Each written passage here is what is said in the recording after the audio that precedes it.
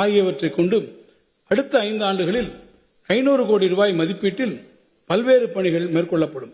அரசு பல்கலைக்கழகங்களின் நிதி பற்றாக்குறையை குறைக்கும் வண்ணம் அவர்களுக்கு வழங்கப்பட்டு வரும் தொகுப்பு நிதி நல்கை 700 கோடி ரூபாயாக உயர்த்தி வழங்கப்படும்.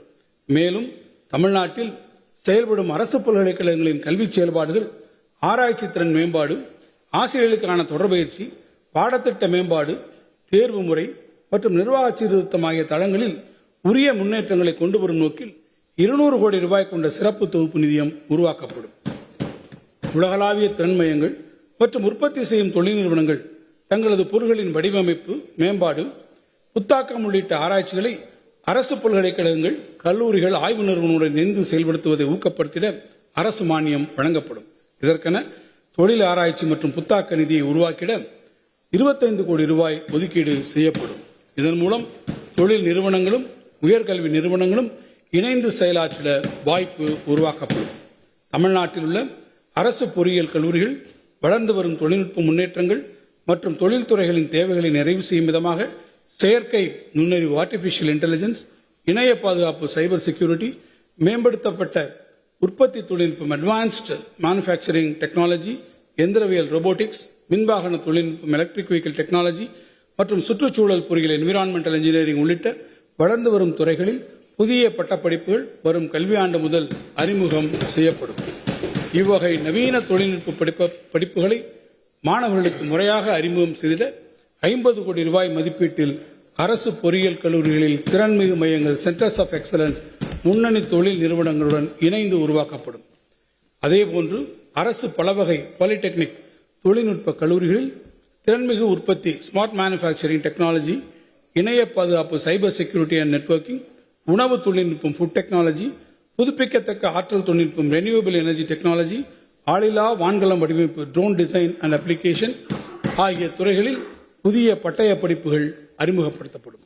தமிழ்நாட்டில் இயங்கி வரும் அரசு கலை மற்றும் அறிவியல் கல்லூரிகளில் முதல் மற்றும் 2ஆம் சுழற்சி முறையில் மாணவர்கள் அதிகம் விரும்பி தேர்ந்தெடுக்கும் பாடப்பிரிவுகளில் கூடுதலாக 15,000 இடங்கள் வரும் கல்வியாண்டு முதல் தொடங்கப்படும். இம்முயற்சிக்கு தேவையான கட்டமைப்பு மற்றும் மனித வளத்திற்கென 15 கோடி ரூபாய் நிதி ஒதுக்கீடு செய்யப்பட்டுள்ளது. உயர்கல்வி சேர்க்கை விகிதத்தை பொறுத்தவரை நாட்டிற்கே முன்னோடியாக தமிழ்நாடு தொடர்ந்து திகழ்ந்து வருகிறது. அந்த சாதனை அளவை மேலும் உயர்த்திடும் வகையில் கல்லூரி மாணவர்களுக்கு தரமான உயர்கல்வியினை தொடர்ந்து வழங்கிட இந்த அரசு பல முன்முயற்சிகளை எடுத்து வருகிறது. பெருந்தலைவர் காமராசர் கல்லூரி மேம்பாட்டு திட்டத்தின் கீழ் தமிழ்நாட்டில் உள்ள அனைத்து அரசு பொறியியல் கல்லூரிகள், அரசு கலை மற்றும் அறிவியல் கல்லூரிகள், அரசு பலவகை தொழில்நுட்ப கல்லூரிகள் மற்றும் அண்ணா பல்கலைக்கழக உறுப்பு கல்லூரிகளில் திறன்மிகு வகுப்பறைகள், நவீன ஆய்வகங்கள், மின் பதிப்புகள் கொண்ட நூலகங்கள், மாணவர் விடுதிகள் போன்ற உள்கட்டமைப்பு வசதிகள் 2025-26ஆம் ஆண்டில் 300 கோடி ரூபாய் மதிப்பீட்டில் உருவாக்கப்படும். பொறியியல், வேளாண்மை உள்ளிட்ட தொழில் படிப்புகளில் அரசு பள்ளி மாணவர்களுக்கு 7.5% உள்ளொதுக்கீடு கடந்த 2021-22ஆம் ஆண்டு கல்வியாண்டில் அறிமுகப்படுத்தப்பட்டது. அந்த மாணவர்களுக்கான கல்வி கட்டணம், விடுதி கட்டணம், போக்குவரத்து கட்டணம் என அவர்களின் மொத்த கல்வி செலவையும் முழுமையாக அரசே ஏற்றுக்கொள்கிறது.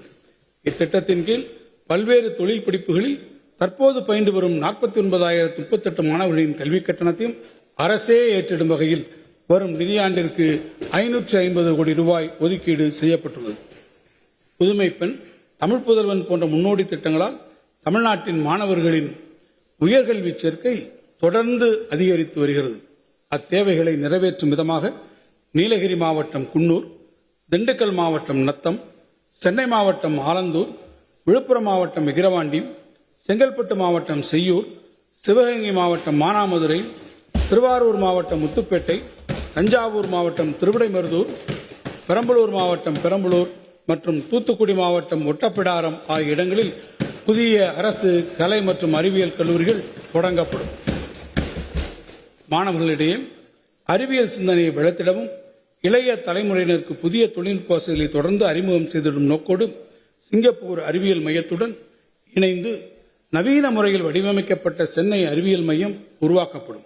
இம்மையத்தில் அறிவியல், தொழில்நுட்பம், பொறியியல் மற்றும் கணித ஸ்டெம் புலங்கள் மட்டுமின்றி விண்வெளி, வானவியல் துறைகளின் மெய்நிகர் மாதிரிகளும் இடம்பெற்றிருக்கும்.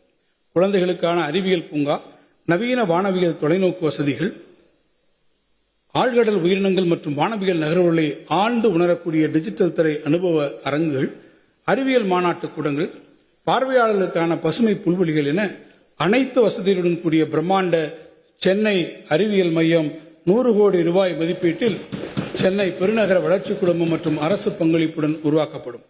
நாள்தோறும் மாறிவரும் தொழில்நுட்பம், புதிய கண்டுபிடிப்புகள், புத்தாக்க சிந்தனை, தொழில்துறை வளர்ச்சி ஆகியவற்றுக்கு அணிவேராகவும் அடித்தளமாகவும் இருப்பது அடிப்படை அறிவியல்.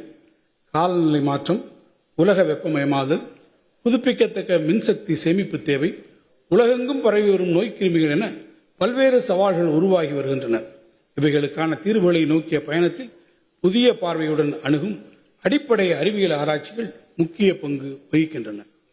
மருத்துவம், பொறியியல் உள்ளிட்ட துறைகளின் வளர்ச்சியில் தமிழ்நாடு சிறந்து விளங்குவதைப் போன்று அடிப்படை அறிவியல் மற்றும் கணித பேசிக் சயின்சஸ் அண்ட் மேத்தமெட்டிக்ஸ் ஆராய்ச்சி சூழலும் தமிழ்நாட்டில் மேம்பட வேண்டும் என்று கல்வியாளர்கள் கருதுவதை நமது அரசு கவனமாக பரிசீலித்து தமிழ்நாட்டில் சென்னை மற்றும் கோவையில் 2 அடிப்படை அறிவியல் மற்றும் கணித ஆராய்ச்சி மையங்களை Indian Institute of Science, Tata Institute of Fundamental Research போன்ற நாட்டின் புகழ்பெற்ற ஆய்வு நிறுவனங்களுடன் இணைந்து உருவாக்கிட 100 கோடி ரூபாய் நிதி வழங்கப்படும்.